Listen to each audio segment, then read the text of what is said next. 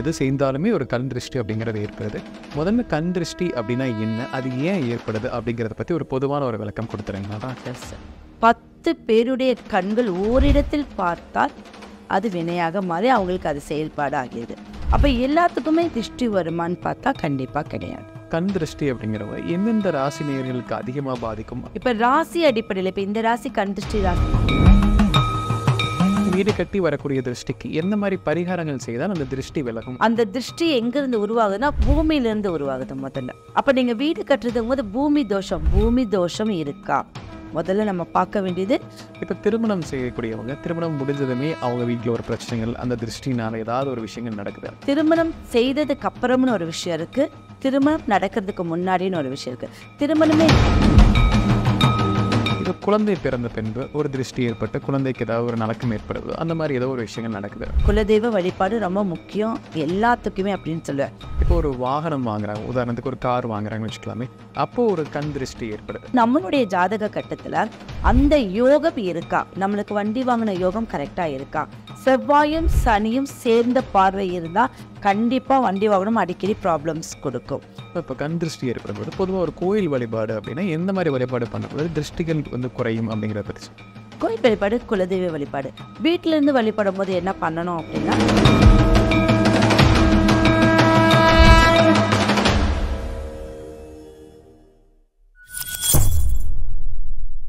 பக்தி பிளஸ் நேர்லனவருக்கும் வணக்கம். இன்று நம்மோட இணைந்திருப்பவர் டாக்டர் ஜெயஸ்ரீ மேம் அவர்கள். வணக்கம் மேம். வணக்கம் சார். மேம், நம்ம இன்னைக்கு பார்க்கக்கூடிய தலைப்பு கண் திருஷ்டி. பொதுவாகவே கண் திருஷ்டி அப்படிங்கிறவங்க எல்லாருக்குமே ஏற்படுது மேம். எல்லா காலகட்டங்களையும் எது செய்தாலுமே ஒரு கண் திருஷ்டி அப்படிங்கிறது ஏற்படுது. முதல்ல கண் திருஷ்டி அப்படின்னா என்ன, அது ஏன் ஏற்படுது அப்படிங்கிறத பற்றி ஒரு பொதுவான ஒரு விளக்கம் கொடுத்துருங்க மேம். Okay sir. இன்னைக்கு இருக்கிற மக்கள் மத்தியில் முதல்ல இருக்கிறது திருஷ்டி. ஒரு ஜாதகர்கிட்ட போனாவே என்ன சொல்கிறாங்க, எனக்கு திருஷ்டி இருக்கா, எங்களுக்கு ஏன் தடங்கள் ஆகுது, இதை பற்றின கேள்வி தான் அவங்கக்கிட்ட முதல்ல இருக்குது. எல்லாத்துலேயுமே திருஷ்டி. இப்போ முதல்லாம் குழந்தைகளுக்கு மட்டும்தான் திருஷ்டின்னு சொல்லிட்டு சுற்றி போடுறது இதெல்லாமே இருந்தாங்க. இன்றைக்கி பெரியவங்களுக்கு தடங்களே அது திருஷ்டிங்கிற பேரில் தான் இருக்குது.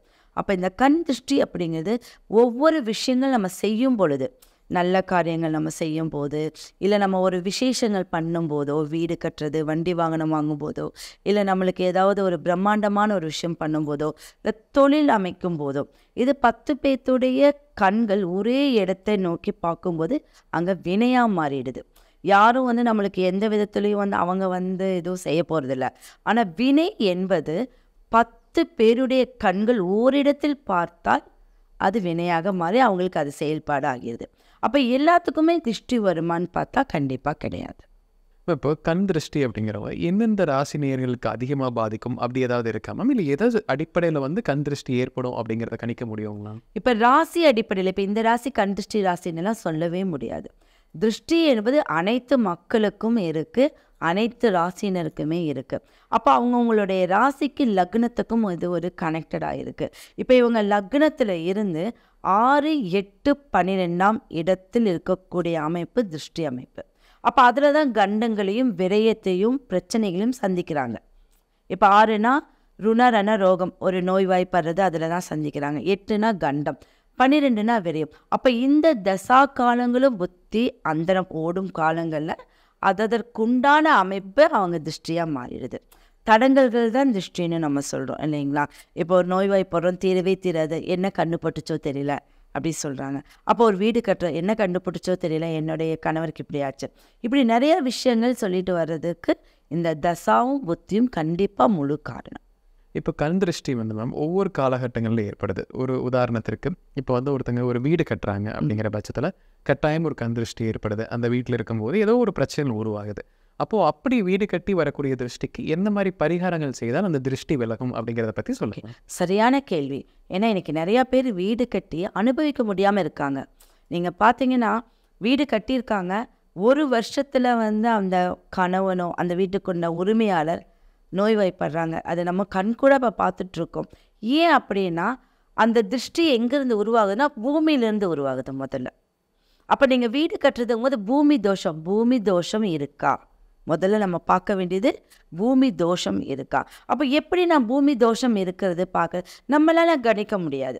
ஏன்னா அது வழியாக இருக்கக்கூடிய பூமியாக இருக்கலாம். அதுக்கு உண்டான ஒரு பரிகாரத்தை நம்ம கண்டிப்பாக பண்ணணும். அப்போ அந்த பூமியில் இருக்கக்கூடிய 1 இன்ச்சு யார் வீடு கட்டுறதா இருந்தாலும் பரவாயில்ல, 1 இன்ச் அளவுக்கு மேல் லேயர் இருக்கு இல்லையா, அதை முதல்ல எடுத்துடணும். டோட்டல் வீடு கட்டக்கூடிய 1 இன்ச் லேயர் எடுத்துடணும். எடுத்துட்டு பஞ்சகவ்யம், சாணம், நம்ம பஞ்சகவ்யத்திலே எல்லாம் அமைஞ்சிருது. வெண்கடுகு, பஞ்சகவ்யம், பச்சை கற்பூரம், நம்ம சில மூலிகைகள் சொல்கிறோம், கோரோசனம், இதையெல்லாம் கலந்து தண்ணியால் அதை தெளித்து விட்டு அதுக்கப்புறம் ஒரு பூஜை போட்டதுக்கப்புறம் தான் நம்ம பூமி பூஜையை போடணும்னு சொல்லுவேன்.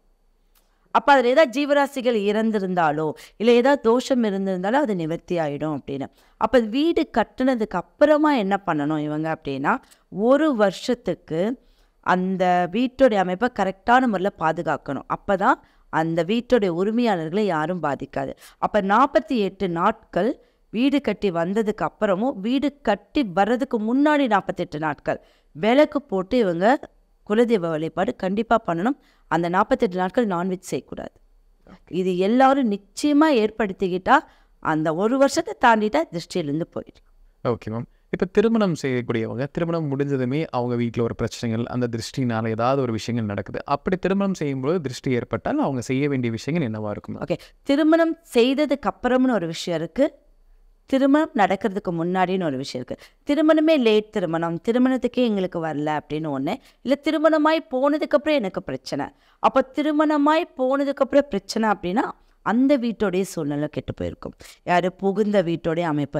அப்போ இந்த பெண் என்ன பண்ணணும் அப்படின்னா, திருமணத்துக்கு முன்னாடியும் சரி, திருமணம் அடுத்த அந்த பக்கம் போகக்கூடிய அமைப்பாக இருந்தாலும் 7 மஞ்சள் பிள்ளையார், நம்ம ஒரு மஞ்சள் இலை 7 பிள்ளையார், அரச மலை இலையில், அரசனுடைய மரம் இருக்குங்களா, அரசன் மரம்.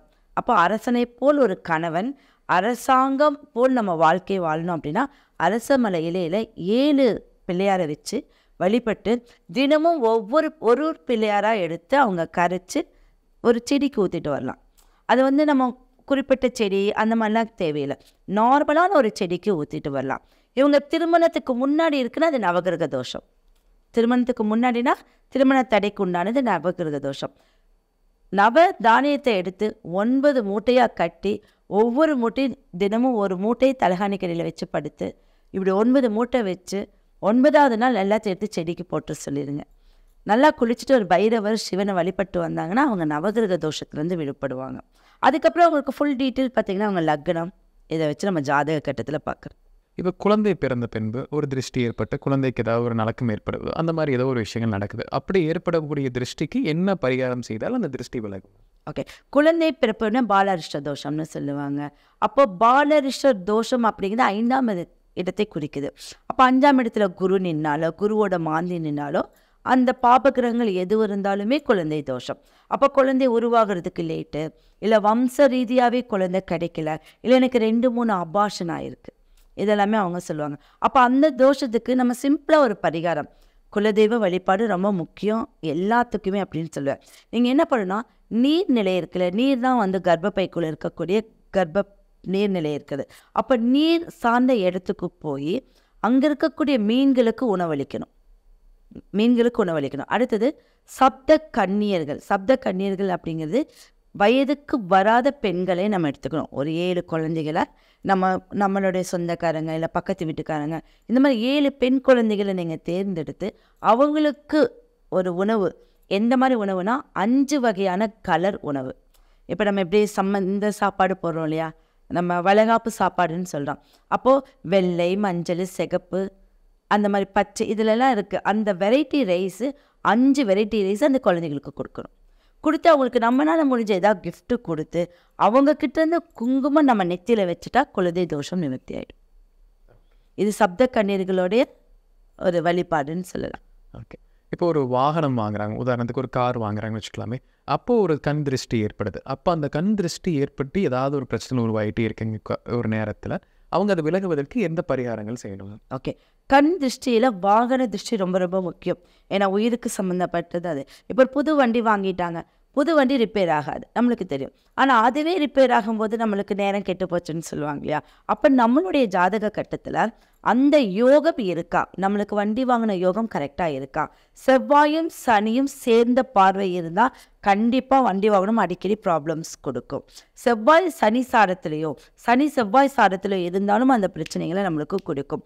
அப்போ சரி இது சேர்ந்தவங்க வண்டி வாங்கணுமே வாங்கக்கூடாதா அப்படின்னு கேட்டால் அப்படி இல்லை. அவங்க பேரில் வாங்காமல் அவங்க வீட்டில் ஒரு அண்ணா இருப்பாங்க, தம்பி இருப்பாங்க, அப்பா இருப்பாங்க, அவங்க பேரில் வாங்கும்போது இது கொஞ்சம் அவங்களுக்கு மாறுதல் படும். அடுத்தது பார்த்திங்கன்னா சனி பகவானுடைய அமைப்பு கருப்பு. அதனால் அங்கெல்லாம் முதல்லலாம் பார்த்திங்கன்னா கருப்பு கயிறு கட்ட சொல்லுவாங்க. ஏன் கருப்பு கயிறு கட்டினா விபத்து நடக்காதான் அப்படின்னு கேட்டால் கிடையாது. கருப்பு என்பது சனி பகவான், அவர் ஒச்சம். இப்போ நம்ம திருஷ்டி பொட்டுன்னு ஒரு ஒச்சத்தை கொடுக்குறோம். அப்போ அந்த வண்டிக்கு ஒரு ஒச்சத்தை கொடுக்கும்போது ஒரு சின்ன பிரச்சனையிலேருந்து தப்பிக்கலாம். அடுத்தது பார்த்திங்கன்னா ஒரு எலுமிச்சம்பழத்தை அந்த வண்டிக்குள்ளே வச்சுட்டு போகணும். 9 நாட்கள் வச்சுக்கணும். 9வது நாட்கள் அதை தூக்கி போட்டு திரும்பணும் அந்த எலுமிச்சம்பழத்தை வைக்கும்போது உங்களை விபத்தில் இருந்து எலுமிச்சம்பழத்தில் சிட்ரிக்குன்னு ஒரு காந்த சக்தி இருக்குது. அந்த சக்தி பிரபஞ்சத்தோடு ஒப்பிட்டு நம்மளுக்கு நல்ல வைப்ரேஷன் கொடுத்து கெட்டது வருவதற்கு முன்பே அது தடுத்துரும். அதுலேருந்து கண்டிப்பாக தப்பிச்சிடலாம். Okay ma'am. இப்போ கண் திருஷ்டி ஏற்படும் போது பொதுவாக ஒரு கோயில் வழிபாடு அப்படின்னா எந்த மாதிரி வழிபாடு பண்ணும்போது திருஷ்டிகள் குறையும் அப்படிங்கிறத பற்றி சொல்லுங்கள். கோயில் வழிபாடு, குலதெய்வ வழிபாடு. குலதெய்வ கோயிலுக்கு நீங்கள் போய் வழிபடலாம், வீட்டிலேருந்து வழிபடலாம். வீட்டிலேருந்து வழிபடும் போது என்ன பண்ணணும் அப்படின்னா குலதெய்வத்தோட ஃபோட்டோ இல்லை குலதெய்வமே எங்களுக்கு தெரியலை, நிறைய பேர்த்துக்கு குலதெய்வம் தெரியாமல் இருக்குது. அப்போ அவங்க சிவ வழிபாடோ இல்லை அவங்க விஷ்ணுவையோ அவங்க வழிபடுவாங்க. அவங்க பொதுவாக ஒரு தலவாழை இலையில் மஞ்சள் பரப்பி தன்னுடைய குலதெய்வம் நினச்சிட்டு சிவசக்தி 2 பிள்ளையாரை பிடிச்சிக்கணும். இந்த 2 பிள்ளையாருக்கும் 11 ஏலக்காய் மாலை போடணும். ஏலக்காய்ங்கிறது உங்களுக்கு ரொம்ப விசேஷமான ஒரு அமைப்பு. இதை போட்டுட்டு இதுக்கு ஒரு தீபாராதனை, ஒரு அபிஷேகம், ஏதாவது ஒரு நெய்வேத்தியம் வச்சு இவங்க வழிபட்டு வரும்போது அவங்களுக்கு குலதெய்வம் தெரியாதவங்களுக்கும் நல்லது நடக்கும், இல்லை கண்டிஷ்டிலேருந்து இவங்க விடுப்பலாம். இது மாதத்துக்கு பௌர்ணமி அன்னைக்கு செஞ்சுட்டு வரணும். அந்த பிள்ளையாரை என்ன பண்ணணும் அப்படின்னா கண்டிப்பாக செடிக்கு கரைச்சி விடணும். அந்த 11 இருக்கக்கூடிய 22 ஏலக்காயை சாப்பிட்டுட்டு வரணும். அந்த 22 ஏலக்காயை அந்த மாதத்துக்குள்ளே முடிச்சிடணும். கண்டிப்பாக திருஷ்டி போகும். Okay ma'am. நம்ம கண் திருஷ்டி பற்றியும் அதில் இருக்கிற பரிகாரங்களை பற்றியும் முழுமையாக பார்த்தோம். கண்டிப்பாக நம்ம நேர்களுக்கு ஒரு பயனுள்ள கருத்து. கண்டிப்பாக நிறைய இருக்குது. கண் திருஷ்டிங்கிறதுக்கு சொல்லிகிட்டே போகலாம். நம்மளுக்கு மக்களுக்கு என்ன சிம்பிளாக தெரியணுமோ அதை நம்ம தெரிஞ்சுக்கலாம். ஓகே, இது ரொம்ப ஒரு பயனுள்ள கருத்துக்கள் அமைஞ்சிருக்கும் மேம். ரொம்ப நன்றிங்க.